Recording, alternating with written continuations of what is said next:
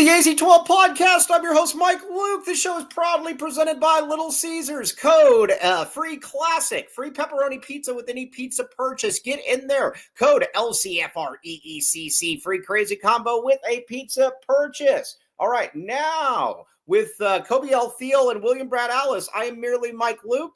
Just so all of you in the chat know, I think you can tell now who is generally the one that is late to shows and who isn't, just by how our shows have started at 10. All right, Koby, Brad. First of all, Koby sees Brad, and he's sent me some real times before. Tell me about you admiring Brad from afar. No, my father is a high school baseball coach in town, so I used to see Brad coaching out at Curtis when he'd be coaching. Like, oh, here you go, Mike. Here's some good stuff for you to tweet out. There's a real time for you. Yeah, exactly. Very good, Brad. Well, what say you? Now my son is playing high school baseball, so maybe we'll see him out there. In fact, they had a coaching shortage the other day, so I got to coach some first base at a JV fall ball game or two. So I think I can technically add high school baseball coach to my resume because like a certain person in Huntington Beach, I did coach some high school football. You may not know about it. You don't like to brag about it. Well, first of all, my teams were really bad. It was Choya, late 90s, early 2000s. So, yeah, not the best of times. Although my last team, I was no longer coaching them. They're the varsity guys I coached as freshmen. Did go to the state semifinals. Oh, I think we have to pin you as giving credit for that, William Brad Alice, and that's what we will do. Okay, now we got a lot to get through this show. We're going to talk Arizona basketball. We're going to talk Arizona football. We are going to talk a lot of things, but first, I want to talk Arizona basketball and kind of, we talked a little bit about it yesterday, our initial thoughts, and then I kind of want to go player by player, what we're expecting, what the upside, what the downside is. But guys, I'm just going to say this. Generally, in college basketball, especially, you get teams of their, you get fans of their teams, and they generally just pick holes in their team, thinking that absolutely nobody else has any flaws in the country, or in the country. We've seen that time and time again, and that's basically, that's obviously the case. Obviously, this team isn't perfect, but I will say this before we get started. I think it checks off the most boxes of the Tommy Lloyd era. Maybe it doesn't have quite the star power that first year's team did. But guys, this is a team from a depth perspective, from a skill perspective, from a size, everything pretty much fits the bill. Yeah, they're very versatile. Obviously, they're very young. Mm-hmm. And a lot of how they will go is going to be how the freshmen go. Right. And not necessarily Peat and Burries. It's going to be Aristode, Yvonne, whether any of the two project kids can see the floor, which I don't think you necessarily need them to. But if one is or two are good enough to see the floor, then that's just a benefit. Right. From a pure talent standpoint, I think people are overlooking this team nationally. Yes. Experience, and again, you're going to be getting to March, and you're going to play you might face a team that has 7 22-year-olds, 23-year-olds. But as we have seen, you can also win or make a run just by having a lot of NBA talent. And this team probably has the most NBA talent maybe since the Miller team that lost to Buffalo. Okay. Maybe that. I mean, I don't know. I'd have to go start counting. Because I forgot until I saw that he signed a new deal or got his deal renewed today that Pelle Larsson's an NBA player. I never think of him that way. I don't either, but he's in the NBA. But he's in the NBA, and he's not even a two-way player anymore. Right. Yeah. So that's what I think. This team is probably from a pure athletic talent standpoint, a top 8 team in the country. I agree. Because of youth. Because there potentially is a glaring hole at the 3, if these guys aren't ready to play, they may be closer to 2025, which is kind of where they're ranked. I mean, I know they're ranked anywhere from 13. But from a pure athletic standpoint, basketball talent, there are few teams that are better than them. It's just whether they can compete against grown men and whether it all comes together. Koby? No, I'd have to agree. I mean, we're talking about MNBA talent, not NBA. Yes, thank you. So, I mean, you're talking about the NBA talent on the team. You have 3 freshmen, Aristode, Burries, and Peat. They're 3 NBA players. They're pretty much locks in the league.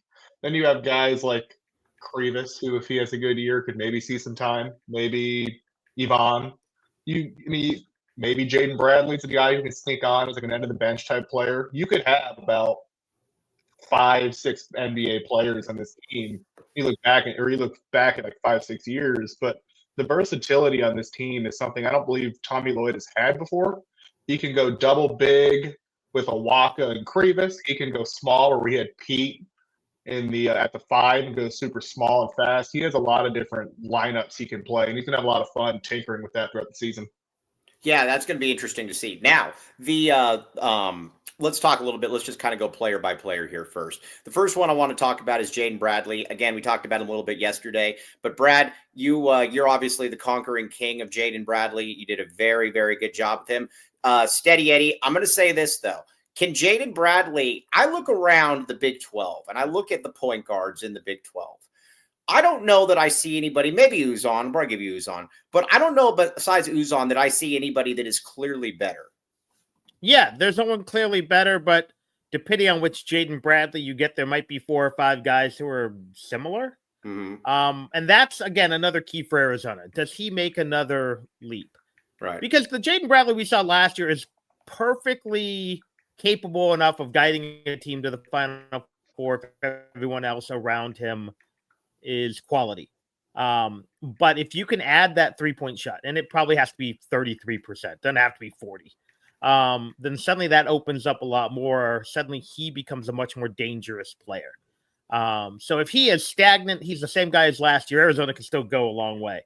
If he can be a slightly better 3-point shooter, a slightly more confident outside shooter, where he's not waiting an hour and a half to take that shot, Arizona becomes a lot more dangerous. And hey, to the ASU guy, I never said ASU'd fall off the map. I'm looking at the chat here.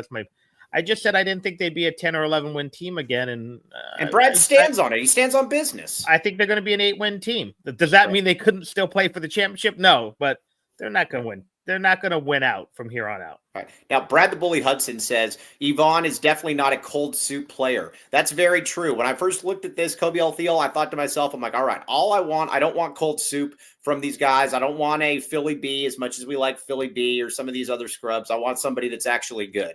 And he's pretty darn good. No, he's very polished for being 18, 19 years old. I mean, I know some people said they thought he was like a Pelle Larsson type of player. I think he's a little bit different in terms of his like archetype, but he does a little bit of everything. And I feel like out of all the freshmen, we're kind of talking about him the least. He went 4 for 7 the other day. He had 2 assists, a couple rebounds. He had a layup where he split 2 guys off a dribble handoff. He hit a 3. He kind of does a little bit of everything. And I feel like he's just kind of that jack of all tools type player that every team needs. And I feel like he's going to really grow throughout the season into that role. Yeah, for sure. So, all right, with Jaden Bradley, what are you going to say, Brad L? Yeah, I think with Yvonne, he's the safer of the 3 guys, I think. Mm-hmm. I mean, that's funny to say about a freshman, but I think Aristode's just going to be, the highs are going to be incredibly high. The lows are going to be like, he disappeared. He just couldn't, he was having an off night. I also like the fact that it looks like Yvonne can line up at the 4. Yeah. Or maybe he and Aristode can both be dual combo. Might be more accurate. But that gives you more versatility. Because right now you only have 3 sure things in the paint. Right? You can't count on the 2 other freshmen. You got Pete, you got Awaka, you got Krivas. So if you can buy time, if you can go small, and it's funny, you say go small. It's like 6'8", 6'7", and the 6'7" guy looks like he weighs about 230. Yeah, they're like 230 though. It's like lining 2 Michael Wrights up there. I'm fine with that. Exactly. So we know there are going to be nights that ADO just can't hang athletically. Right. So I think he becomes the guy you're going to plug and play 20 minutes if you need him, and you're going to be fine. Again, are the highs going to be as high as Aristode's? Probably not this year. But you're not going to have that night where it just looks like the game's too fast for him, or, he just is a little lost. And I think you might still have some of those because remember, Aristode's coming off a year off. Right. Not only is he transitioning to the college game, he's getting his legs back under him. Right. Okay. Now I want to talk. Somebody in the chat deserves the glove right now. He's going to be getting the glove because he was wrong on a lot of stuff. But first, we need to let's get a couple reads in here. Pay the bills. Pay the bills. Back the bills. Bill Clinton. Bill Clinton. Get it. All right, Copal, yummy in the tummy. Mention Mike Luke for a free elote rib with any entree purchase. Look at that thing. It looks like corn on the cob, actually. Is that corn It's on the cob? basically what it is, Mike. It's the thinner version of corn on the cob. Yeah, all right. Corn on the cob. Yes. Now, the it looks very, very tasty, though. Yummy. Mexican food delivered nationwide at mymexicanmenu.com. Use code AZ12 for 10% off your order. Now, Copal, Tucson's contemporary Mexican food. CopalTucson.com. Book your next large party or corporate event with Copal. Now, and they also cater any event. Yes. Elote. Sorry about that. I will get that right someday. Maybe not. Well, we'll see. Either way, check it out. Copal. They're awesome. Tucson's contemporary Mexican food. CopalTucson.com. All right, Jesse's Tattoo Shop. All right, now, Koby Elfiel has said that he will be getting a tattoo here and that we will be getting it from Jesse's Tattoo Shop. This is true, Koby Elfiel. I am planning on getting my first tattoo rather soon. I'm not really sure what it's going to be. Back but the I'm eight. really Have you thought going about back Jesse's. the eight? Back the eight? Just get an A on your back. I don't know if I'll get a back BA. I don't know if I can get a Mike Luke brand on my back. All right. Well, either way, a lot of people would like to do that. But Jesse's Tattoo Shop. It is a sober shop. Like you said, Brad, didn't you go in there before? Not there, but somewhere else, and they were like passed out and everything in there? No, but the guy who did my first tattoo, which has since been covered, I learned basically OD'd. Whether he survived or not, I don't know. But someone's like, hey, where'd you go? And I said the shop, and it's no longer there. He's like, oh, which guy did it? And I described, he's like, oh, yeah, that dude was a heroin junkie.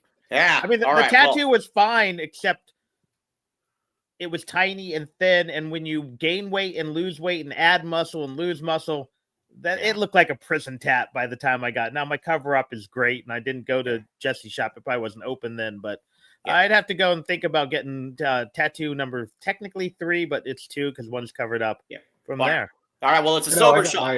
I got my ears pierced a couple of years ago, and I was a little worried about it. They were a little under the weather, quote unquote. Well, you don't got to worry about any of that stuff. Check it out, Jesse's Tattoo Shop. And again, Golfing San Pantano, they got some pretty cool stuff coming up here as well. Tucson Tattoo Expo. Maybe I'll get a Ted Wardo back piece. Tucson, Arizona, October 24th, 25th, 26th. Top artists from all over the nation, live performances, vendors, food, drinks, and much more. $20 per day, $40 3-day pass. InkersTattooExpo.com, 915-319-2942, Tucson Expo Center. And they've also got a toy drive coming up here as well.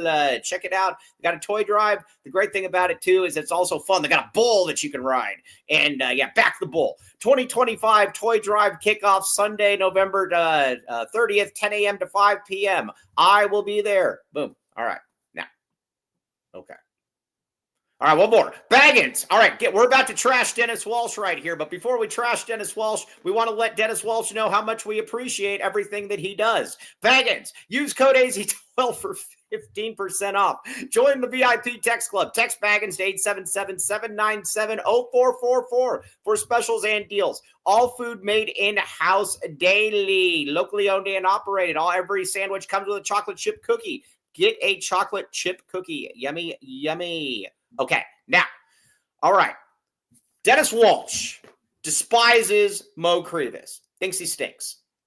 Dennis Walsh is trying to play both sides of the coin right here, though, because he gave a in-depth breakdown of what he saw from Mount Krivas, and then it was all crap, obviously. It was all bad stuff.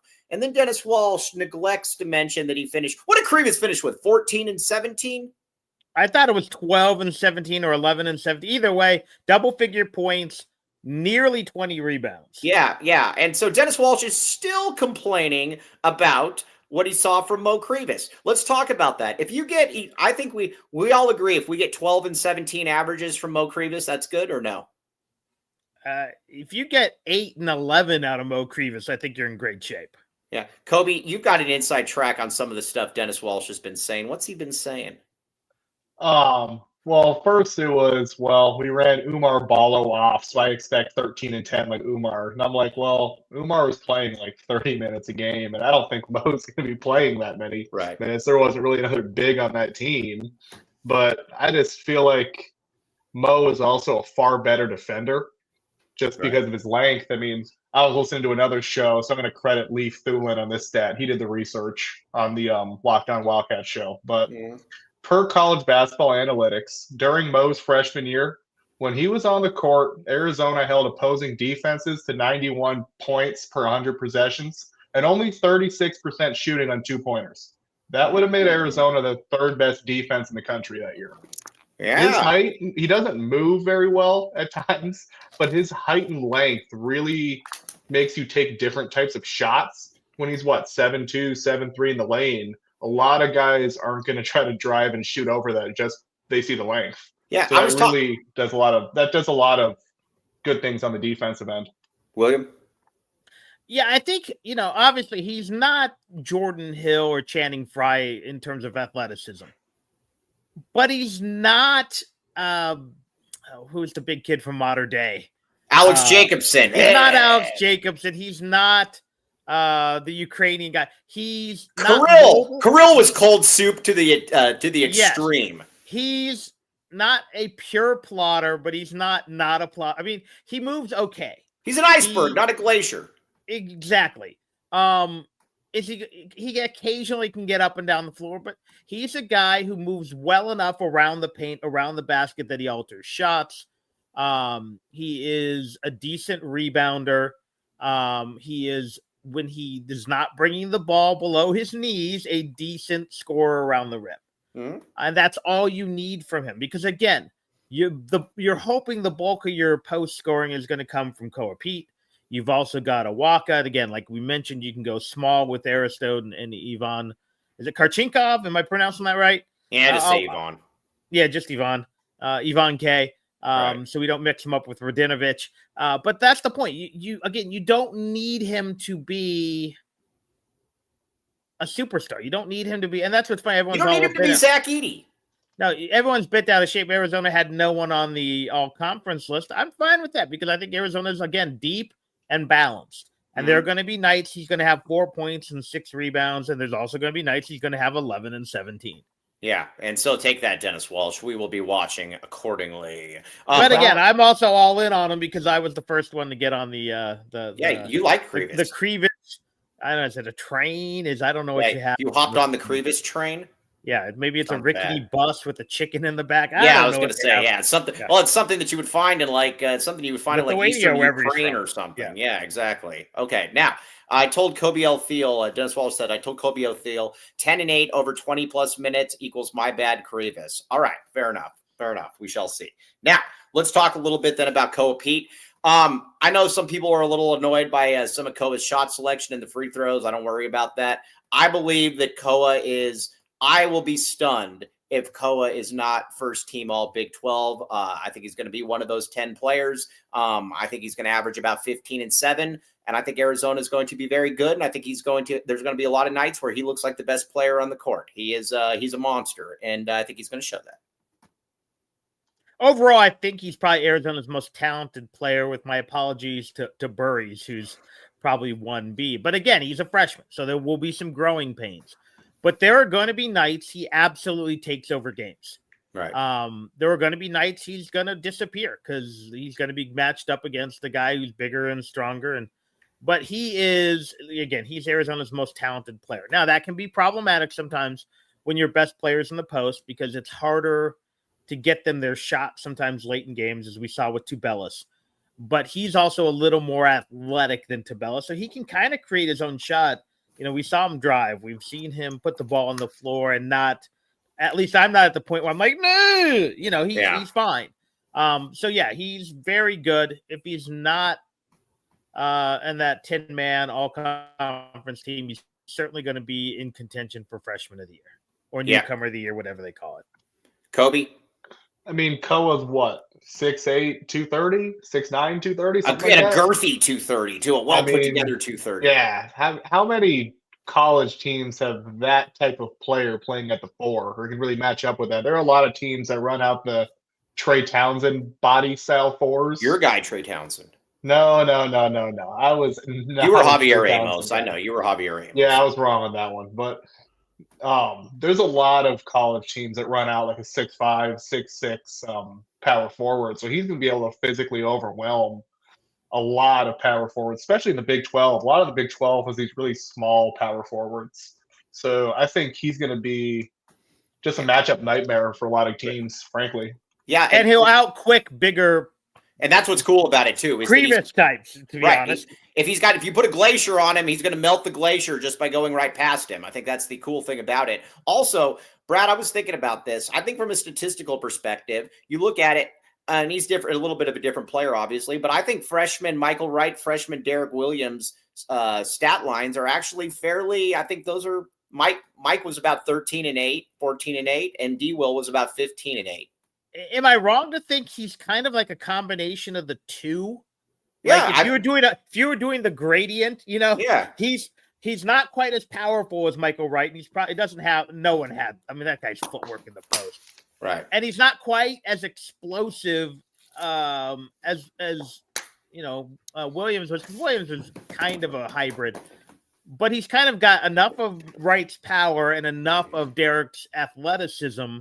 That is, I think that's what makes him intriguing, and that's why he's an NBA talent, because he doesn't have that pure NBA size for a 4. I mean, he's a couple inches shorter than they ideally like, but when you're that strong, that athletic, and potentially that explosive, it's a very tough matchup, especially in college, where you might have a 6'6", 240 pounder, and he's going to go over him, or you might have a 6'10", 190 pounder. He's going to go through him and around him. So yeah, it's going to be a matchup night. Now there are going to be nights he gets matched up on a similarly sized, stronger guy, because at 22 and 240 is stronger than 18-year-old and 240.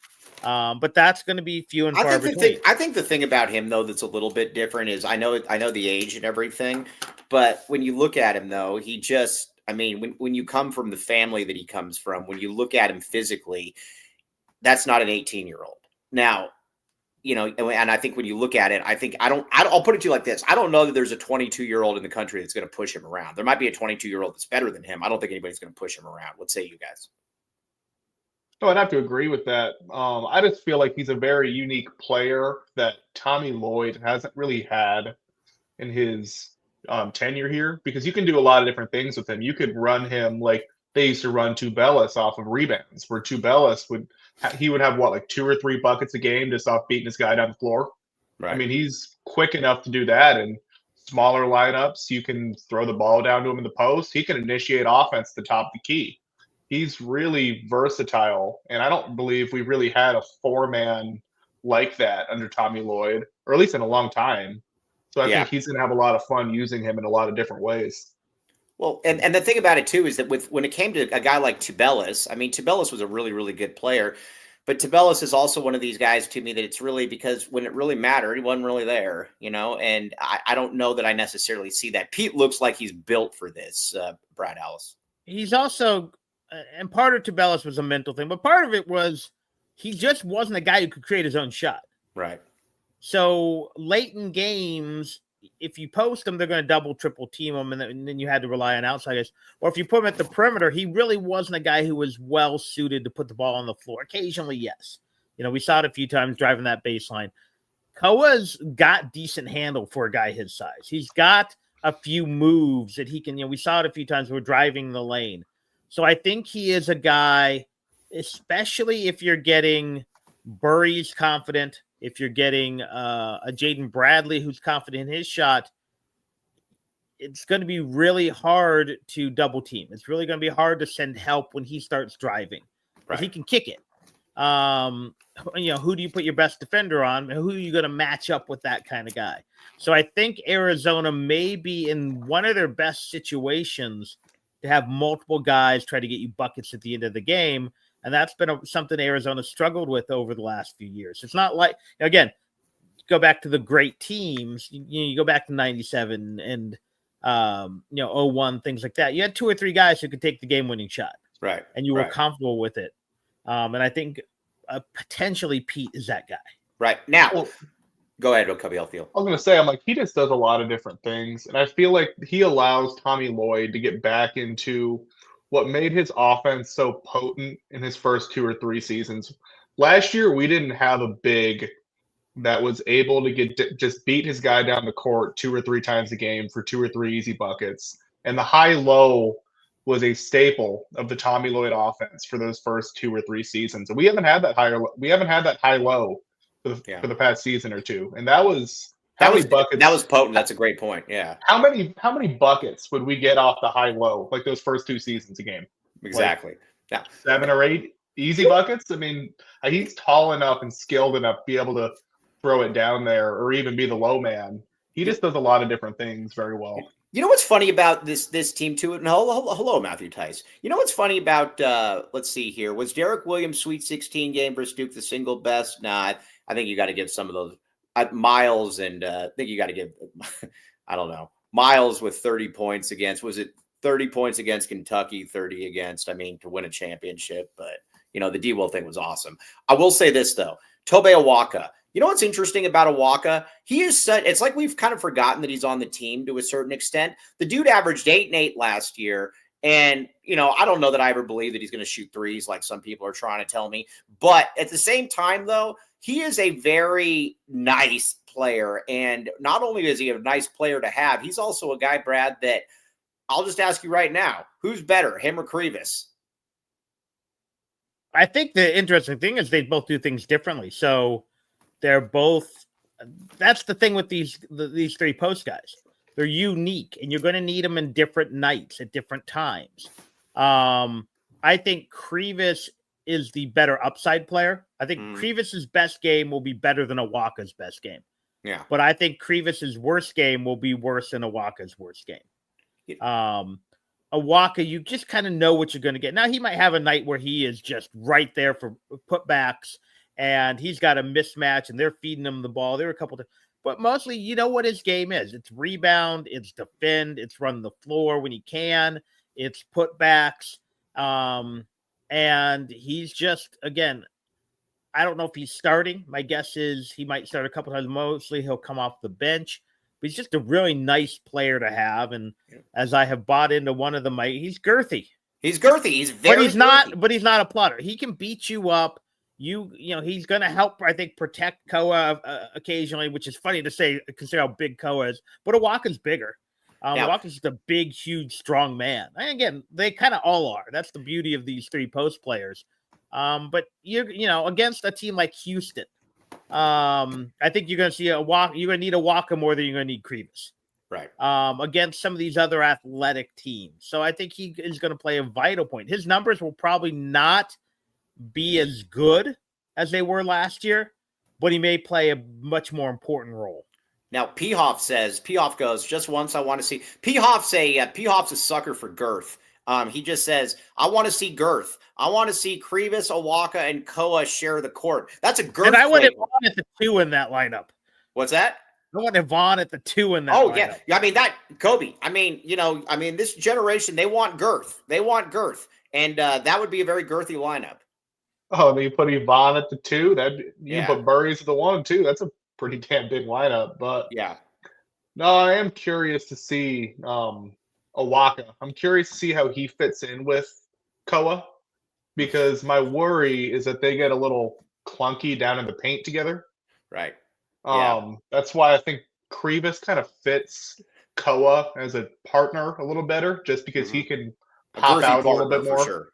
Yeah, just because I don't like when we have 2 bigs clogging up the lane at the same time. Okay. But I do feel like Awaka is, he's the best rebounder in the country. Wait a second here.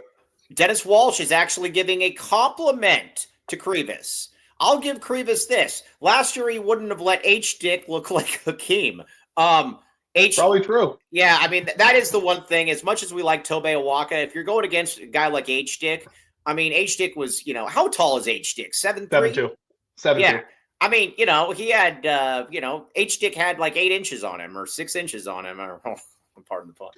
You can't teach that. You can't teach height. What is that Cardi B song?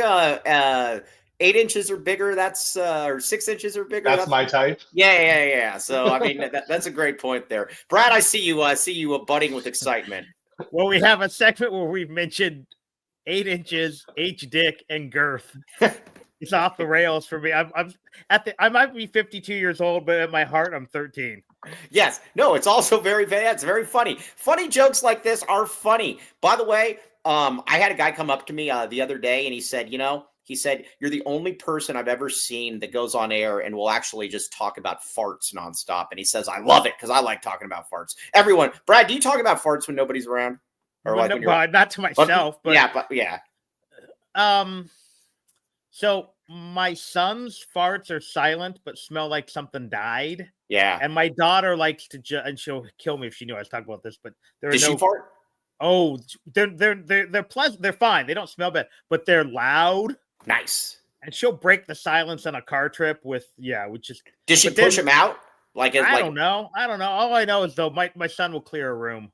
All right. Yes. He'll clear the room. Which is why we need the plumber we'll talk about in a little bit. Koby, do you I was gonna say, are farts cool with Gen Zers, or do you guys pretend they're not funny? Oh, they're still quite funny. Timeless joke. Timeless. Good. All right, now let's get a couple reads. Speaking of that, well, let's see. Talk about a segue. Speaking of Koby or Cody James Martin is the man. All right, now I'll go get the fart ninjas. Remind me at the end of the show. All right, now speaking of farts, Foster Plumbing, residential and commercial, licensed, bonded, and insured. Sewer line coating, point repairs, water heaters, drain cleaning, sewer inspections, gas, water, you name it, they got it. 24/7 service. 10% off when you mention the AZ12 podcast. Call 520-603-3817 to schedule service today. That front pipe, if it's not working, then you want to get them in there or a lot of other stuff. There you go. Check it out, though. Foster Plumbing. Danny Foster is the man. Quality work at a fair price. All right, Longview. Now, I'm going to endorse, I'll endorse William Brad Alice. I will endorse Koby Althiel's right to not embrace air conditioning in Tucson, Arizona. I will not endorse Andre Veras. I will highly recommend Andre Veras. Because again, if you want to, go through your 401k and learn about a new retirement plan, do it. Build a strategy that covers both without overstretching your budget. All of that. Andre Veras. Give Andre a call at 520-325-3456 and reference the AZ12 podcast for a complimentary initial meeting and check him out at longviewii.com. Boom. Welcome to the Rock.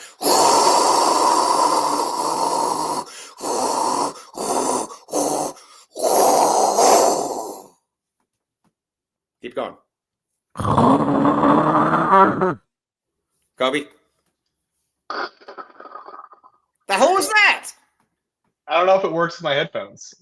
Just do it again. Just do it one more time. But really, put some oomph into it. Put some gumption.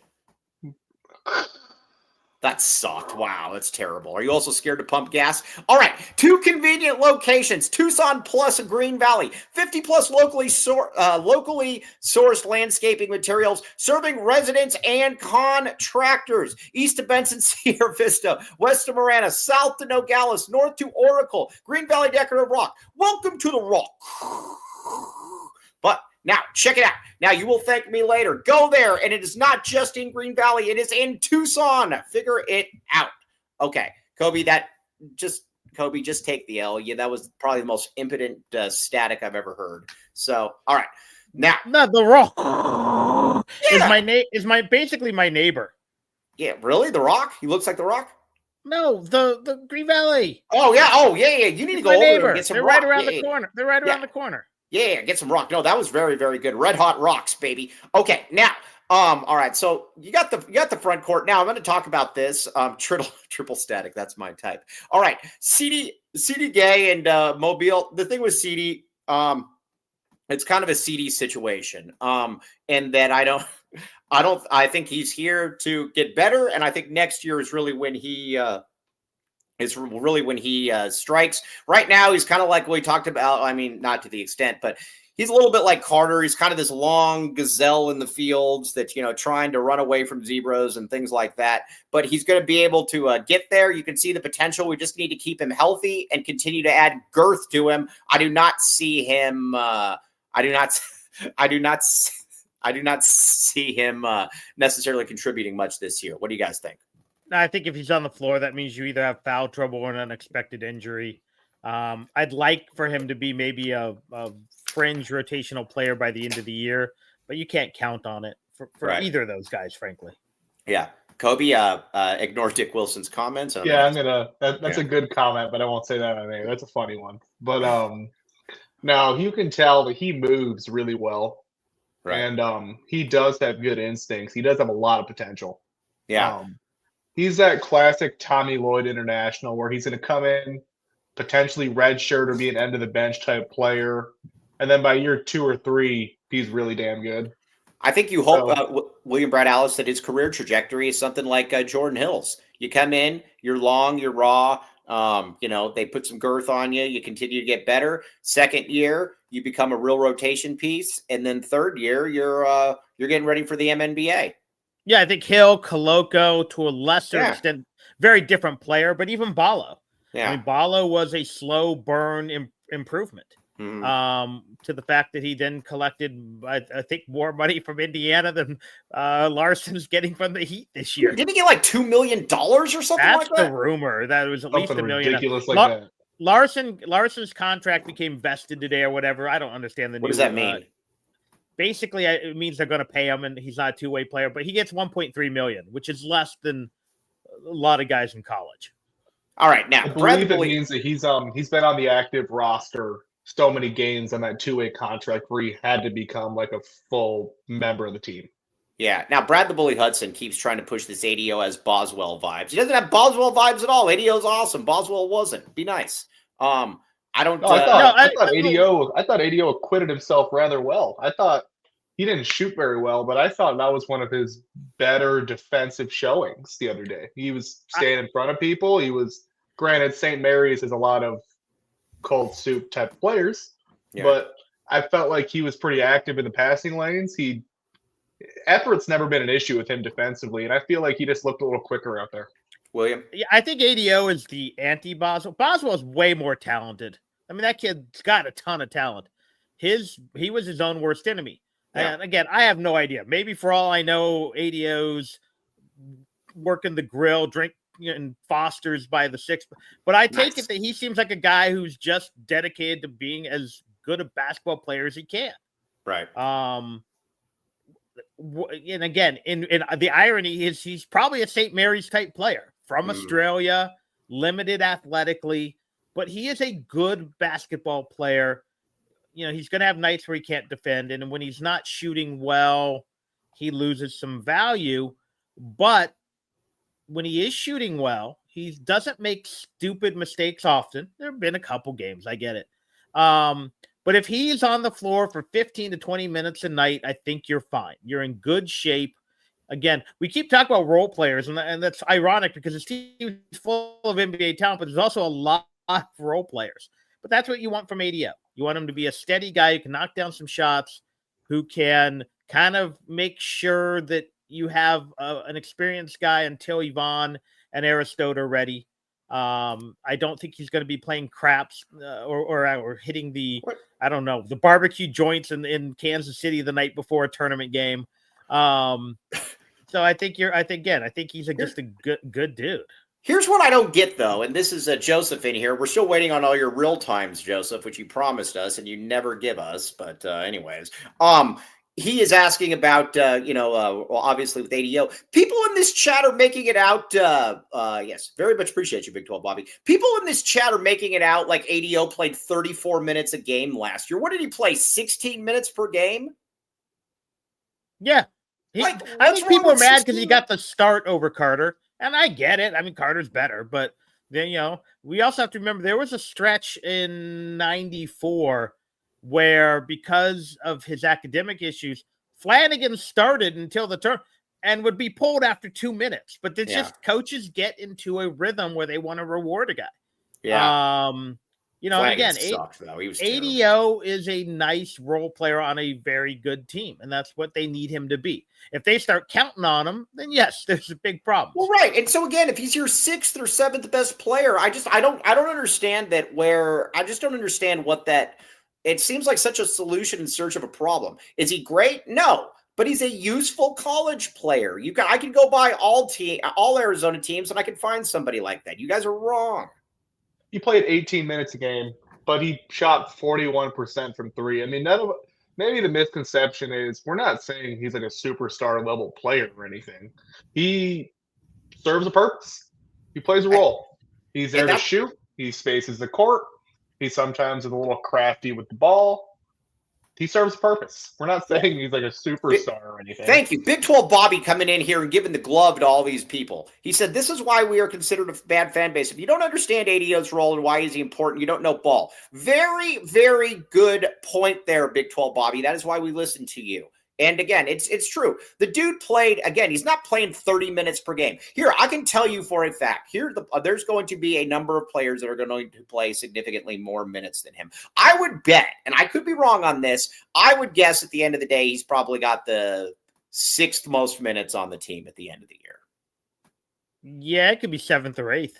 I mean, yeah. Again, if Aristotle and Yvonne are as good as we think they might be. See, I don't think we're considered a bad fan base. I think I think that I would disagree with that. I don't even think that's necessarily what he meant. I think it's an unrealistic fan base, in that teams have somebody like an ADO. I mean, every great Arizona team has had guys who are, frankly, 88 Joe Turner.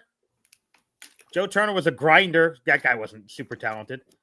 Freshman Judd Bushler was okay. I mean, granted, ended up being an NBA player. Joe McClain. Anybody here? Google Joe McClain. Joe McClain played on this fan base. If you're my age or a little younger, there's an unrealistic love for Joe McClain. He was terrible his first 3 years. Put this way, he was no Corey Williams. Joe McClain, I'll put it to you like this, and everybody Google, Kobe Alfield, Google this guy right now. This guy played on a Final Four team. Lute loved him, and he's honestly, I will say this, I think Joe McClain in his first 3 years was the worst scholarship player that I've seen actually get 15-plus minutes per game that I've ever seen here. His first 3 years. He shot 28% from the field. Lute would always talk about what a great three-point shooter he was, and he would shoot 10% from three. It was awful. He was bizarre because he played. Did he play at De La Salle or Concord or one of those? Concord, yeah, he was Northern California kid. And shot like almost 70% from behind the arc in high school. Right. And then got here and couldn't shoot. People, and again, good dude, worked his tail off. Wore the knee pads, which people loved. Had that one big game against ASU, which no one will ever let you forget. He was a role player, and. Can we say that ADO is a significantly better player than Joe McClain? Yeah, I think. Come on. Joe McClain's a poor man's ADO. Yes, exactly. But they're much closer. Those two, Lavender, they're all kind of versions of the same guy. Yeah, all right. Nice role players. Right, all right. Well, either way, I just wanted to get that. I think the moral of the story is every team in every sport at every level has role players. Not everyone's a superstar level player. Like, we're over here complimenting ADO. We're not over here saying, like, yeah, he's going to score 20 points a game and he's the best player in this team. We're saying he's good in the role he has. Play like 15 minutes a game, shoot the long ball, and that's about it. That's all he's being asked to do, and he's fine in that role. All right, everybody be nice to ADO. That's what I'm going to leave it on. Be nice to ADO. Dylan Rigdon. They're all the same guy. Yeah, Jordan Mays was an interesting player. T-Burns 826. Only player I've seen ever get worse. I thought when Jordan Mays came here as a freshman, I thought by the time he was like a sophomore or junior, I'm like, holy moly, this guy's going to be awesome. And wow, did he get worse. And worse. And Joseph, he gets so much talk on this show because everyone complains about him on social media and in the comments. Everyone acts like he's the worst player they've ever exactly. seen. And you're leading the charge, Putz. I mean, he's the best Australian to ever play here, isn't he? No, is he better than Marty Barmentlow? Yeah. I'm just kidding with you. Okay, that was funny. Better than what was his name? Dylan? Daniel Dillon. Oh, Daniel Dillon. Daniel Dillon gives Joe McClain. Joe McClain was better than Daniel Dillon. Okay, first of all, Ricky Anderson runs circles around ADO. I'm sorry. Yeah. But at the same time, though, I get the point. Ricky Anderson was just so unathletic. It was just it was like watching him move. It just was tough. But he was a good player. He was a good player for sure. But they also he rebounded. I just wish that team they had played Hassan and Andre more, but whatever. Another case for another day. Okay, now let's get a couple reads in here, and then we're going to get to Brayden L. Burries, and we're going to talk about him.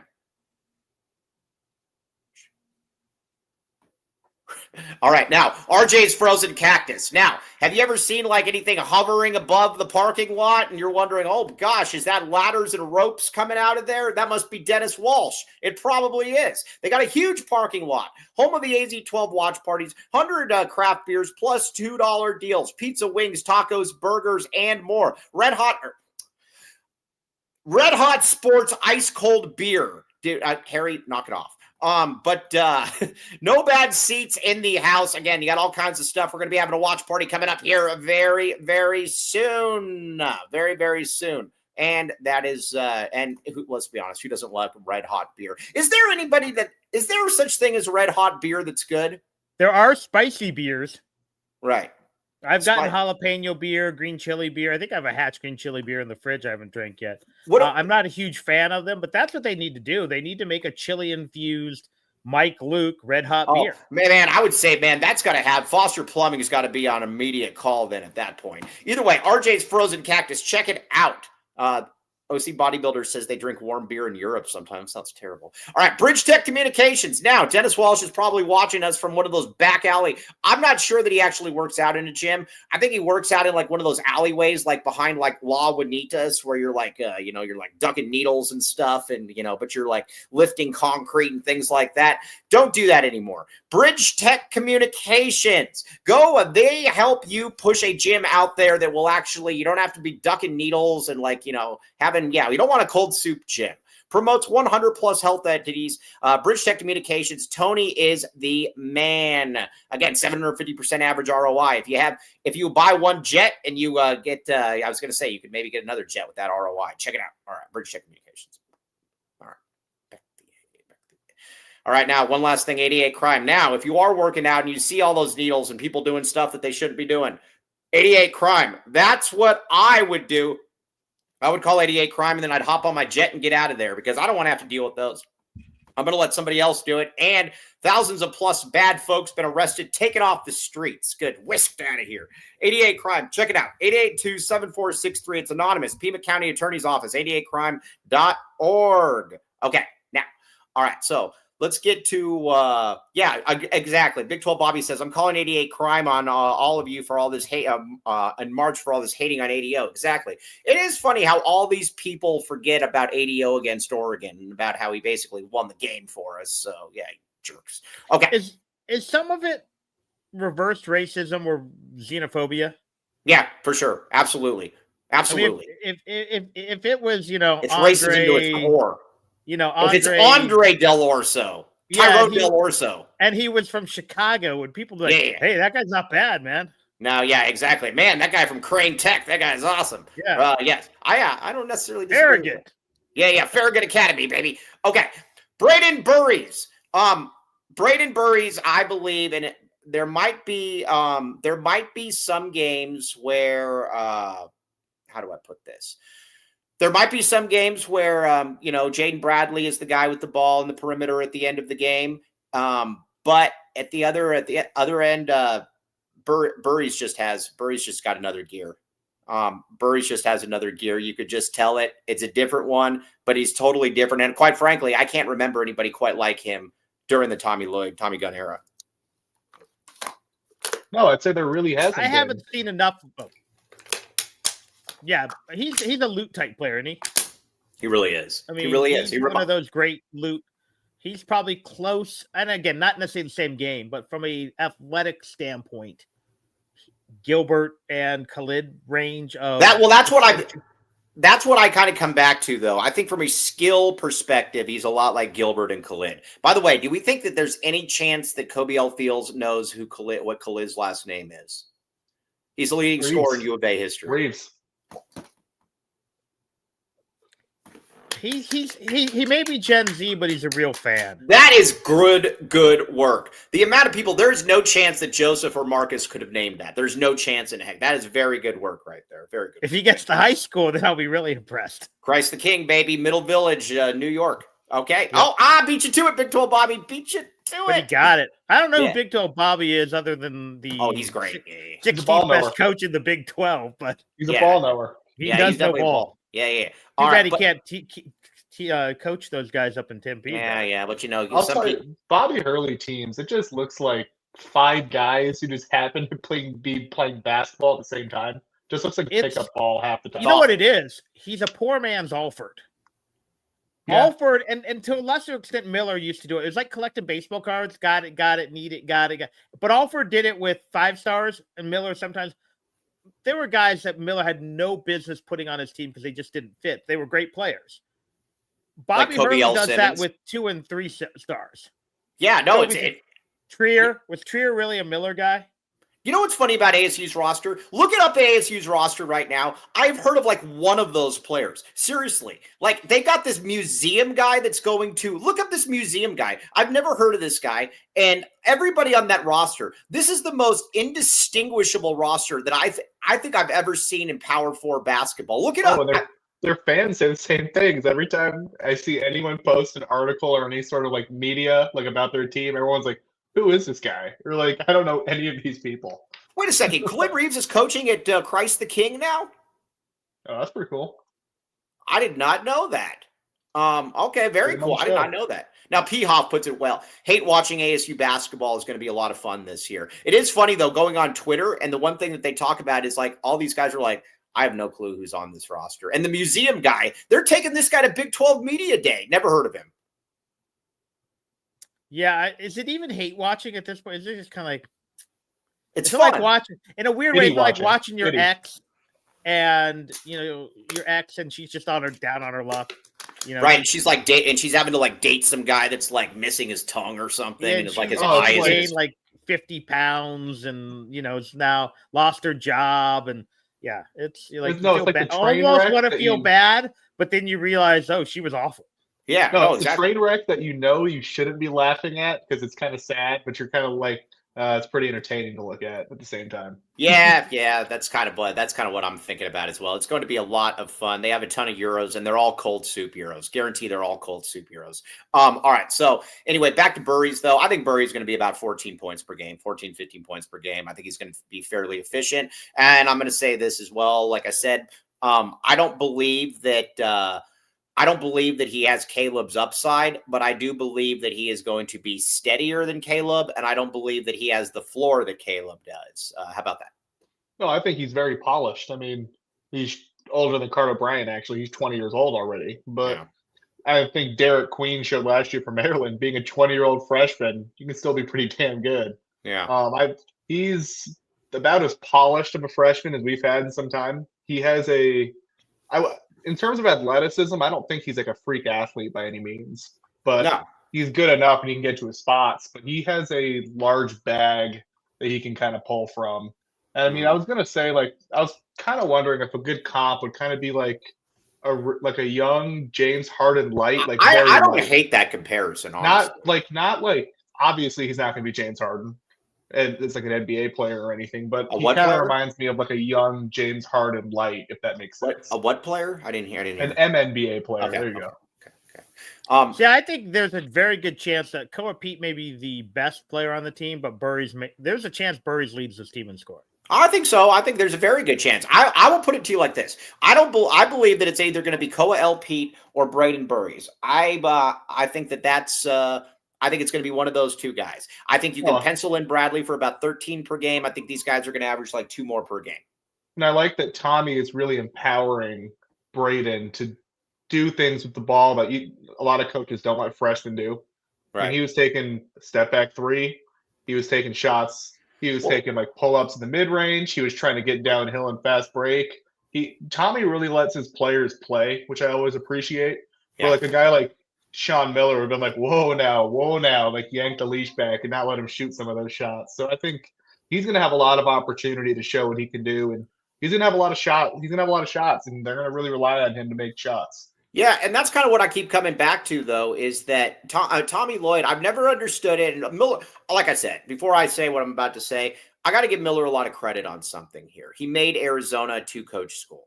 That means a ton. It showed, and again, I know that Fred Snowden made an Elite Eight. I don't, whatever. That's not my point. When Arizona basketball has resonated nationally, it was Lute, then it was Miller. There's been a lot of programs where your Marylands, your Georgetowns, your UNLVs that just became a 1-coach school. But like I said, Arizona could have possibly turned into that. Miller obviously didn't do that. But the one thing that I will say is this, is that I never understood why Miller would recruit all of these thoroughbreds and then basically have TJ McConnell run the ball to half court really fast and then say, okay, hold up for 10 seconds while I call out a play. Tommy doesn't do any of that. Tommy is far more like Lute in that regard, and that you get the ball and you go. And if you're having to look to me for a play, then I haven't done my job. Lute fit his system around his talent. Now, he also adjusted his recruiting. When he saw how teams were doing with the big wings, he went to a big wing. When he saw how teams were doing with 3 guards, he went 3 guards, got away from the skyline. But if he didn't have pure bigs, he changed what he did. Miller was a system coach. And I will say this, I think Sean Miller is a very good to great system coach. He didn't always recruit for his system. He needed more Kevin Parhams and less Alonzo Triers. Right. And because he tried to fit these, square pegs and round holes, or so be it, I think sometimes they suffered. When he had the guys, the 11 and 12 teams or whatever they were, those were perfect Miller teams where you had 5-star talent who played 3-star basketball. And what I mean is Rondé, not afraid to defend. Nick Johnson, not afraid to defend. TJ, not afraid to defend. I can't think of his name also. The guy at the Nuggets, not afraid to defend. Right. You had elite defenders who grinded but had 5-star jump out the gym athleticism. And that's why push the tempo, press, trap. That's why those teams were Elite 8 teams. But later, again, the pieces didn't always fit together. Right. Again, Alonzo Trier, NBA type player, but wasn't a grinding defender, wasn't a disciplined offensive player. We needed to freelance. Thank you for the Aaron Gordon. I just spaced it. So that's what I like about Tommy. Tommy can go play 2 plotting bigs. He can then go play no bigs, because the motion off. And it's just like what Lute did. Lute won, Pac-12 championships with basically 3 centers, and he won Pac-12 championships with an undersized, bouncy power 3 guards. Yeah. Bennett Davison, kind of not a guy had no real position playing power forward, and they won a national championship. Right. Now, I'm going to say this. Now, I am remiss on something, and I do apologize about this. Sean Miller made us a 3-coach school at that point. I can't believe I forgot about that. Kevin O'Neill made us the 2-coach school. So I don't want to sit here and pretend that KO didn't. Also, big shout out to KO almost hitting Harry Lex at the Circle K off of 6. What do we think KO is buying from that Circle K? Liquor. Yeah, definitely one of those a bottle you could put in the jacket pocket. KO is absolutely somebody that drives around with an open container everywhere he goes. There's absolutely no chance. Did I ever tell you when I started at it was funny. I started at PHNX, and KO was the first guest that I ever had on there. And I told him from the beginning, and I said, if somebody finds this, look it up. It's kind of funny. I told him from the beginning, Coach, okay, I just need you to be in a room with a computer or something and good to go. And he's like, oh, sure, no problem. And then so he connects like 30 seconds before the show, and he's getting into his car as he's leaving the gym. And so he gets on to the 405, like 5 to 8 minutes in, and he starts swearing at people nonstop that are passing him, that are tailgating him. And finally, I'm like, all right, well, I got to pull this one now. But it was amazing. The guy was literally on the freeway, just like swearing at people nonstop. It was awesome. Vintage KO. I think I've told this story on the air before, but basically I go to cover the old BCA tournament in Phoenix. Oh, yeah, no, BCI. So it's me, Doug Carr, who ran Cat Tracks, and he had all the connections. Right. So within 30 seconds of me meeting Kevin O'Neill, who I think was at Marquette at the time, I don't think he was at Tennessee yet. He's telling me the story how basically he got arrested before a tournament game. Yeah. And they couldn't find him because it was pre-cell phone. I then met Roz about 5 minutes later, and he proceeds to tell me within the first 30 seconds about how he brought in the number 24 recruiting class to Northern Illinois or Southern Illinois, wherever he was. So these guys had no filter, which was great for me and continued my whole time at Catrex.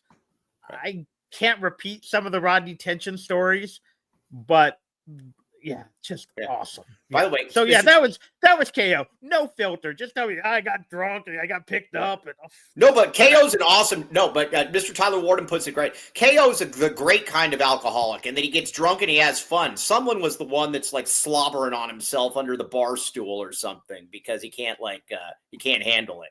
KO's a way better drunk. There's been many of an alcoholic coach in Arizona, a lot on the football staff as well. And some of them marry cocktail waitresses, some of them marry female rappers from Toronto. Yeah, I mean, it just is. That was a good rap. I'd forgotten about that, by the way. But that's are they still married, by the way? I don't think so. I don't think. Like he'd be a tough guy to be married. I can't even imagine. So, anyways, all right, now, but either way, KO's awesome. All right, so let's get Brayden Burries though. I think he's going to average 14 points per game, something like that. I think that there's going to be games. Then you look at the backups at the small forward position. I think there's going to be some games where Aristode plays really well. I think there's going to be some games where Yvonne plays really well. What I like about both of them though is that they're plenty capable. That's what I was looking at. I don't look at it. I'm not throwing out some like cardboard cutout that, it's like, oh, this guy sucks. And, I'm fine with that. They've got options this year. Yeah. I mean, as much as we bag on ADO or don't bag on it, you don't want to trot out behind ADO a second ADO. You're trotting out a guy who looks like he's destined to play 25 years in Europe. I don't know if he's a German national yet. Cold soup Europe, like good Europe or cold soup Europe? Both, because he'll hang around. Yvonne, if Yvonne doesn't play in the NBA, he's going to be one of those guys we're going to look up 20 years from now. The Morales brothers will have a story on guys playing in Europe, and he'll still be playing for like Bayern Munich or whatever. I don't know the basketball teams. Isn't that a soccer team? Bayern It is a soccer team. But in Europe, half the soccer teams also have basketball teams. Right. Like there's a Real Madrid in every sport. Mm-hmm. But he's going to be that kind of guy. Whereas Aristode looks like an NBA type player. Whether it becomes NBA skilled, but athlete wise, he's an NBA player. So that's what you're trotting out there. You're trotting out two pros. Right. And again, ADO is probably going to. And that's not even including ADO, who could possibly play in the MNBA. He's going to go play in the Australian league and be playing against Stoglin and those guys. 3-and-D. Yeah, he's going to be in the Australian League, and it wouldn't surprise me if we see him like in an Olympics in a couple. I could totally see ADO in Olympics. And like US will be playing Australia. Like, oh, we remember that guy, and he hits like 6 threes, and we're like, damn, we can guard him. That wouldn't surprise me at all. Except the way the Australian team's going, man, their whole lineups now NBA guys. Who is Byron Munich? Is that a person Germany. Or a city? No, that's Who is he? Well, Munich's the city. The team's named Bayern. It's a soccer club, but there may be a basketball. Is it named after a guy named Byron? It is a basketball team too. That's where Yvonne played in the BBL. Interesting. All right. Interesting. So it's in the. I don't know my German real well. I follow English soccer a little bit thanks to our good friend Rob Lance and Byron Munich is all right. So Byron is a city in Bayern, BAYERN. Oh, not like Byron, like Byron Scott. No, not like Byron Scott. It's not named after Byron Scott. Yeah. Bayern is the German name for the state that's in, and then Munich is the German name of that city. So it's a state inside of a city. So basically, it'd be like calling your basketball team Arizona Tucson. Tucson, Arizona, or Arizona Tucson. Arizona Tucson. Yeah, I don't know. That's all crap. But they play like in the top German league. I'm sorry, that just reeks of cold soup, though. Well, German soccer elite, German basketball 4th tier league, 3rd tier league. I mean, it's no Spain or Italy or even Greece. Greece has a great pro league, even though they have no money. But yeah, interesting. All right, so there we go. It's like Luke Mike. It's a very good point there. Okay, that's the beauty of having 2 first names. Yeah, no, exactly. All right, now Brad Alice. I mean, you have 2 first names. One now, granted, one's for a woman. But and spelled differently, but pronounced the same. You're absolutely right. Yeah. yeah. Now, Koby Thiel continuously tells me that he's a Mexican national. And when I think of the name Koby Thiel, I mean, I certainly think of a Hispanic. Koby, explain yourself. No, I'm a quarter Hispanic. I told you, my grandmother, she was born in Mexico. I'm a quarter Hispanic. I believe I'm more Italian, but I'm a quarter Hispanic. So am I. Okay. No, I stated that one time. You're like, yeah, that's not true. I'm like, well, Miguel Luquez. all right. Well, here's the funny thing is I was all worried when we adopted the twins that we gave them kind of white first names, and that they'd be like kind of ostracized. Yet, no, there's a ton of like Jordan Rodriguez's and you know what's the one that always cracks me up? It's the opposite. Koby Gonzalez. Yeah, but it's the one that you know what it is. It's the one that always cracks me up. It's the other way when a guy's name is like Ernesto Valdez Williams. Or something, and it's like Jorge Fox. Wasn't there a name? The president of Mexico, wasn't his name Jorge Fox? Yeah, but apparently, with some of Tyler's baseball ways, there's a lot of Fox or it's Fox. Yeah, so it's not that uncommon. But yeah, it is always kind of a little. I think it was like Jorge Fox or something like that, or like Ernesto Fox or something like that. Either way, it doesn't matter. Okay, now let's talk about Evan Nelson here for a second. Evan Nelson, I like Evan Nelson on this team because here's the thing. Oh, Vicente Fox, that's what was I saying? Ernesto. Or Ernesto, same Ernesto Vicente, Mike, Mitch, whatever. Okay, that's it. That's right. Okay, Evan Nelson. I like having Evan Nelson on this team for one reason. Because last year, as much as I like Tommy Lloyd, he was full of hot air when he was talking about how he thought that Conrad could play like 8 minutes per game or whatever. He didn't trust Conrad. He didn't put Conrad in there when unless he really had to. And it's kind of funny because Conrad actually wasn't terrible when they would put him in. But Evan Nelson is better than Conrad. And that is something that I am totally okay with. I'm fine with Evan Nelson playing a few minutes here or there. I think he can make the open three, bring the ball up the court. That's all I need from Evan Nelson. That's it. I need Evan Nelson to basically get ready for Jaden Bradley to play similar minutes to Jason Jaden Bradley. Jaden Bradley. Sorry. I'm going you back do not to mispronounce names on this show, ever. Oh, I do it. You know me. I do it all the time. But the fact is, we often saw Jason Gardner come out for walk-ons, for two guards. I think this is going to be. I think Evan Nelson is going to play 8 to 10 minutes a game. I think he's going to be in a Lamont Frazier role. There will be the occasional night where the threes are struggling, the two young threes, and they may go 3-guard lineup. So that means Evan Nelson plays 14, 15 minutes. But if Nelson is sniffing ADO minutes, Arizona's probably in trouble. Why do you want him sniffing ADO? His minutes, not ADO himself. Yeah, although, whatever. Whatever makes you happy, man. He's got a Harvard degree. I don't. Yeah. Ryan Mitchell puts it very well. Nelson is just a guy, but he's definitely better than Conrad. Yes, we just need somebody out there that will not hurt you. Because the other problem, too, with Conrad is every time he went into the game, teams literally, like, have you ever seen that meme with that, it's like the black guy in like the yellow suit that's behind a tree and he's going like this, like he's like anticipating something. You guys know what I'm talking about? Yeah, I know what you're talking about. I just don't know what it's called, but I know what you're talking about. Yeah. Well, that's like what every coach was when they saw Conrad come onto the court. It's like, very fun. This will be a lot of fun. And so, we don't have that. Now, ASU Sucks says Nelson will be no better than Conrad. He's just taller. Yeah, that's important because, again, Conrad was like my size. So either way, Evan Nelson, I'm fine with him if he's playing 5-8 minutes a game. Don't really care. So it's kind of funny. He's a good, confident backup. Yeah, perfect. Joseph brought up Justin Kier. That's not real. If Kier missed out, if he would have played like 2 years later, he could have like cashed out on the NIL in the portal. Really could have. I was like, back like 6 men are making like a couple $100,000. He could have cashed out. Isn't Evan Nelson basically a better version of Jason Rainey? And who was the guy from South Point who would come off the bench for like 3 minutes? John Ash. He's better than that. No, he's much better than them. But that's the role I envisioned for him. Jason Gardner needed 2 minutes each half of and again, Bradley's going to get a little more than that, but not much. Right. That's going to be but Nelson's happy with that role. I do believe that he's in his hometown. He's played his 4 years. He's got a Harvard degree. He's probably already running his own company on the side. He's fine. He's probably going to run for president. He looks like Obama. He does look like Obama. He looks like a young Obama. I asked him that one time. I told him, I said, you look like Obama.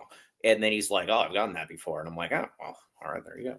Okay. I mean, to put it simply, no politics. I'm just saying that's what he looks like. He could, not political, but he could play a lot of minutes at a lot of other programs. Oh, he'd start at ASU. I firmly believe he started at ASU. He was a starter at Harvard. I mean, he could play a lot of minutes elsewhere. He averaged 10 points a game at Harvard. That's fine. More than happy to have a guy play 5 to 10 minutes. That probably could play 20, 30 minutes on ASU or like UCF, someone like that. All right, let's get a couple reads in here, and then we're going to talk about this team's overall upside. Then we're going to get a little football talk in because we are a football school as well. Duh. Okay. All right, now the Family Food Project. Look at this. Brad, what does this food look like in this bowl to you? Looks like potatoes. Potatoes? Yeah, like like French fries. No, I thought it was peppers and onions. I thought it was spaghetti. It's neither. It's fajitas. Yeah, peppers and onions. Okay, so I got the second time. Yeah, you said, what did you say the first time? I thought it was like diced potatoes. Yeah, okay. All right. Well, peppers and onions. That's what I said the second time. Now, look how excited she is to be making those fajitas. Direct Aid Plus Life Skills Development, Cooking, Nutrition, Education. Currently, 255 meal kits per week. 2026 goal, 1,000 meal kits per week. Donations made with AZ12. Comment will be matched cumulative up to $10,000. The Family Food Project. Very good cause right here. Check it out, thefamilyfoodproject.org. All right, the championship package. Brad, when you think of the championship package, what do you think of? I think of Saguaro great Mike Luke. Duh. I mean, yeah, you and Saguaro Hall of Famer. Yeah, duh. I'm still chasing you on that one. I still get it right. Yeah, can't get that sniff, man. I was gonna say, yeah, they don't ask me anything, but otherwise I'll put you in there. Hey, maybe they just got to sniff ADO and then it'll work. But either way, that's what it takes. Championship package, my friend. Look at this. Do you believe this is Lan Allen's sister? And you've real-timed me in Aris Dental before as well. It was very good. Yeah. You know, if it's Lan's sister, I mean, congratulations. You've got a very pleasant-looking sister. We thought that this was a stock photo for the longest time. So we were very photogenic. We were saying some pretty inappropriate things about this stock photo, and we had to stop. So I'm going to tell you, I did some research, too. I tried to reverse search the image to see if it was a stock photo and didn't come up anywhere else online, so it probably is his sister. Yeah, it's his sister. But either way, we like she's great. She's getting the championship. Oh, I don't know if she's getting the championship package, but I'm going to get the championship package. 1997. I'm going to get it now because I don't want to have to wait until 2026 and and spend $29 more. Don't want to do any of that stuff. Championship package. Check it out.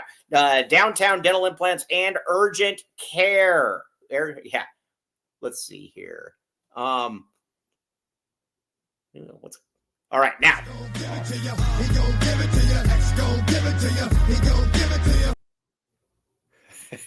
Carlos, that is funny. Okay, now, Comfort X HVAC, my friends. Tucson Turkey plus Toy Drive. Comfort X HVAC. Now, Koby, you don't have AC. Why don't you have AC? Because I'm crazy, sick in the head. Brad, have you ever come across somebody that doesn't have AC, and have they turned out right at all? In their car or in their house? Both. Koby doesn't have either. I went about 15 years in my house with a swamp cooler. Really? Yeah. Ugh. It was bad, yeah. That's one of those ones you don't realize what you have until it's gone. Or you don't realize what you... Yeah. Yeah, that. But either way, no, the swamp cooler is awful. It's swamp. Get an AC. I would break my swamp cooler. I would throw it into the street, and I would run it over and then say I need an AC. Heck, even if my AC was only partially working, I would get rid of that thing so the Comfort X HVAC could come in and fix it for me. Cody, you have a story about Comfort X HVAC. This is true. Yep, my AC went out, and I called them in the evening, late at night, I think probably 9 o'clock. And they were out at my house the next day, about 10 a.m., and got everything fixed within 24 hours. It was fantastic, and they saved me a ton of money. Yeah, so we have a smiling Cody picture, though. And we need to get one of those along with we can put next to Tony Cimino. I'll see what I can do. All right. Either way, check it out. Mention AZ12 when booking, and you get 10% of all labor goes to helping families in need, possibly helping somebody like Koby L. Thiel out. Who knows? Okay. I will say this with Comfort X. I replaced my swamp cooler. I used a home warranty, and they asked me to help move it. Because, again, shoddy company. I only brought one guy out. The guy dropped it on my foot, broke my toe. Wow. Yeah. But I they don't even didn't. know. Did you give him a tip? No, I probably should have sued. Except Yeah, I was going to say you should probably invoice him instead. He was doing some under-the-table upgrades that the home warranty company didn't know about. Yeah, I can see that for sure. I kept my mouth shut, but yeah, it hurt. Comfort X HVAC, check it out. All right. They'll never break your toe. Yeah, they will never break their toe. Okay, now let's get back to this a little bit. Interesting there, Rudy. That's an interesting one. Okay, now let's talk a little bit real quick about the upside for this team, and then we got to get to a little bit of football because we are a football school as well. We all know this. I think this team can win the national championship. I think they're good enough to win it. I don't know that they are, that they will. They probably won't. But at the same time, I do believe that they have the talent. I do believe they have the pieces to be able to win the championship if that's what it comes to. Yeah, I think they are certainly capable from an athletic standpoint, from a talent standpoint. Again, you worry if they get into a matchup with a team full of 22-year-olds. We all know it's matchup driven sometimes with the in-state tournament.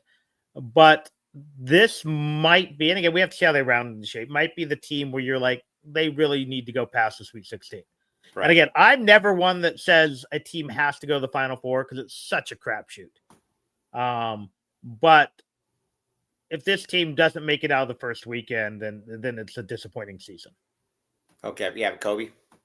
Yeah, I'd have to agree. I mean, if you look at this roster, there's a pretty good chance that the vast majority of the rotation players won't be here next year.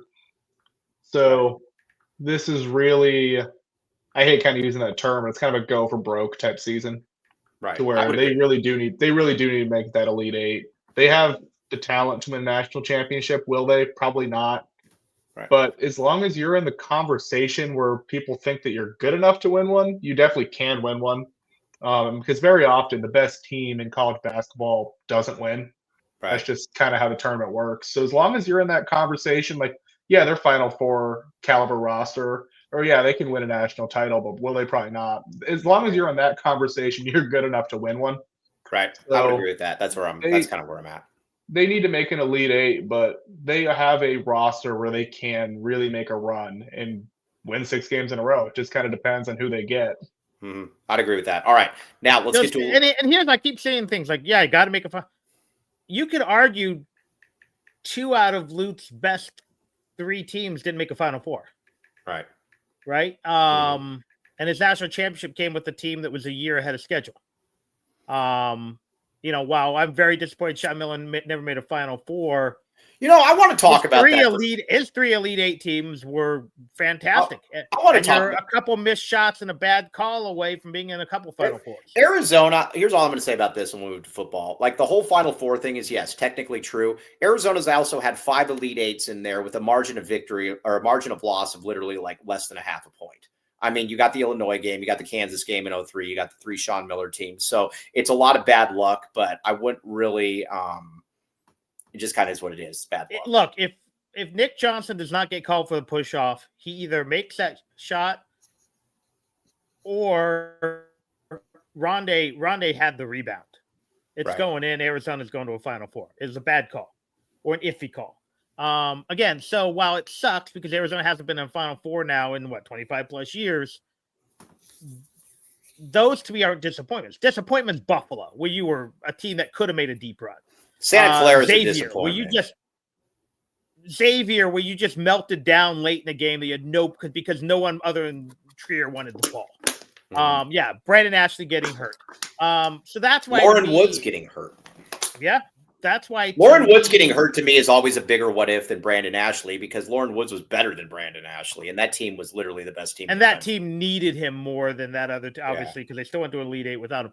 But if you look at it, and someone also put this is the team's picked 4th in the Big 12. We think they're better than that, but maybe they're not. But that's why, to me, second weekend. But yes, eventually Tommy has to get over the hump of the Sweet 16. That's why I'm looking at an Elite Eight. Yeah. If they get to an Elite Eight and run into a team that's a bad matchup or lose on a tip in, or that's not that's not a condemnation of Tommy Lloyd, because again, everyone uses, and rightfully so to an extent, the Final Four. But is Shaka Smart a better coach than Mark Few? They've been the same number of Final Fours. Right. I don't think that's right. I think Mark Few's been to more. Maybe Mark he's been to 2 then now. Yeah. But is Kevin Ollie a better coach than Mark Few because he has a national championship? No. Yes, sometimes you catch lightning in a bottle. Okay. It's a crapshoot. It's a single game elimination tournament. The best team is almost never going to win. Everyone has the odds that you're going to play 6 complete games in a row with 18 to 22-year-olds is super low. The best team and when is you play almost bad, never you going have to win. Because people forget in '97 they should have lost South Alabama. Mm-hmm. They could have lost to College of Charleston. Could have lost College of Charleston and went to overtime against Providence. Right. So, all right, now let's get to a little bit of football because we are a football school as well. You got Arizona, Colorado coming up here as well. Everybody in the comments gets mad at me when I say that the team Arizona is playing stinks. I'm not saying that Arizona's good when I say the other team stinks. I'm just saying that that team stinks. Colorado stinks. That's a winnable game for Arizona. I believe at some stage, Brent Brennan's got to win a road game. And a Colorado, why not start there? Yeah, at this point, you hate to say must win, but you're getting close. Right. Because you blew the BYU game. Again, I think BYU is on paper a better team than Arizona, but Arizona's the better team that night and didn't win. I think on paper, Houston's not as good as Arizona, and they were the better team that day. They probably deserved to win that football game. Although Arizona was in a position to at least take it to overtime.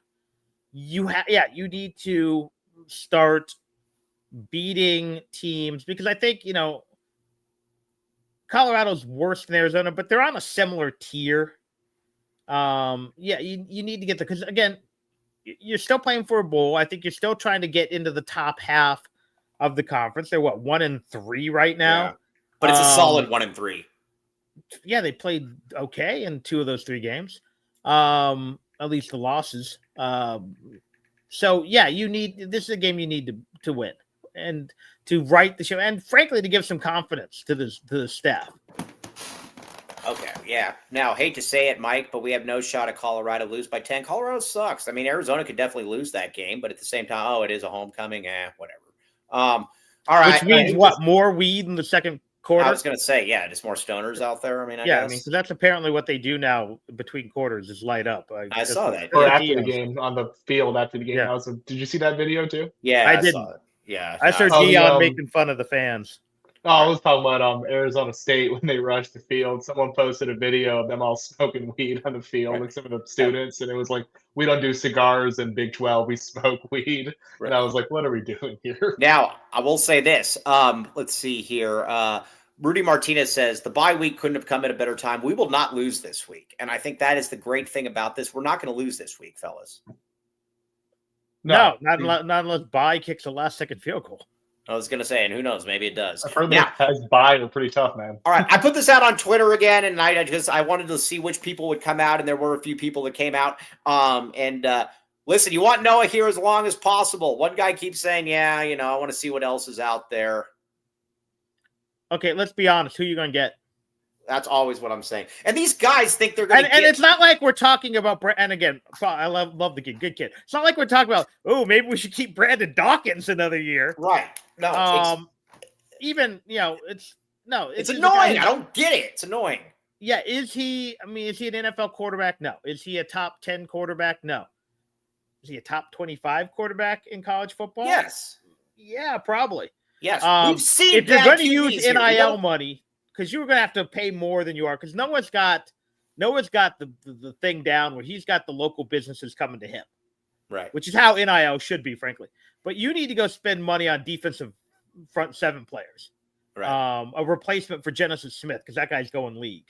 That is what you need, not to, again, overpay for a quarterback who may not be good, because Noah's good to very good. He may not be great. And no one backs the A more than Noah. But are you getting a great quarterback at Arizona with the amount of NIL funds they have?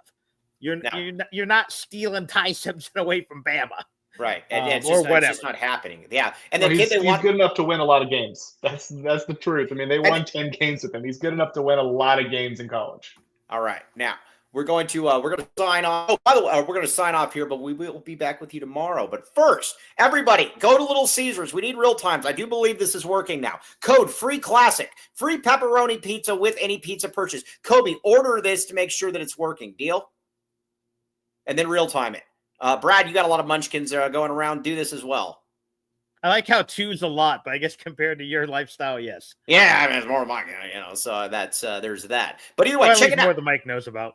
Little C, yeah, championship package, if you know what I mean. But code free classic. Again, check it out. You will thank me later on this. Now, Joseph, you don't get to talk because right now, Joseph, you have promised real times for like months that you've never delivered on. So you do not get to talk about this until you rectify that issue, my friend. Okay. William Brad Alice, you are the man. Very much appreciate you. Hey, you want to hop on post game Monday?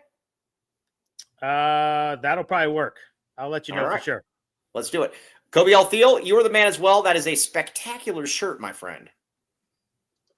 Thank you. Always a pleasure jumping on.